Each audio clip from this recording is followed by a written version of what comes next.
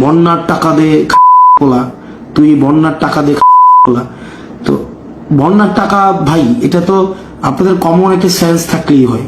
মানে আপনার যে এতক্ষণ পর্যন্ত যে লেখাটা আপনি ফেসবুকে লিখছেন, ওই লেখাটা যদি আপনি ইউটিউবে লিখতেন আজকে থেকে 1 বছর আগে, বন্যার প্রত্যেকটা টাকার হিসাব সহ সারা বাংলাদেশের যত প্রেস এন্ড মিডিয়া আছে সবার সামনে অডিট রিপোর্ট প্রকাশ করা হয়েছে।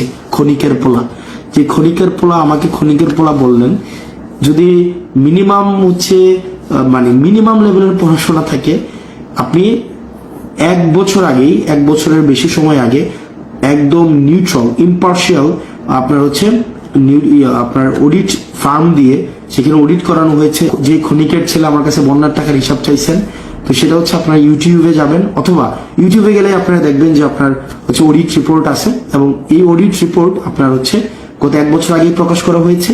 সেখানে 8 কোটি টাকা, 8 কোটি টাকা ওইটা আবার হচ্ছে প্রধান উপদেষ্টা কার্যালয়ে সেটা দিয়ে দেওয়া হয়েছে। তো এখানে হচ্ছে আপনারা দেখেন বন্যার টাকা হিসাবটা নিয়ে আপনারা যতটা সচেতন, আপনারা যদি 1000 ভাগের 1 ভাগ সচেতন হইতেন, দেশ থেকে যে 30 লক্ষ কোটি টাকা বিদেশে পাচার করছে সেই সম্পর্কে যদি একটু সচেতন হইতেন, মানে এটা খুবই গ্রেট হইতো।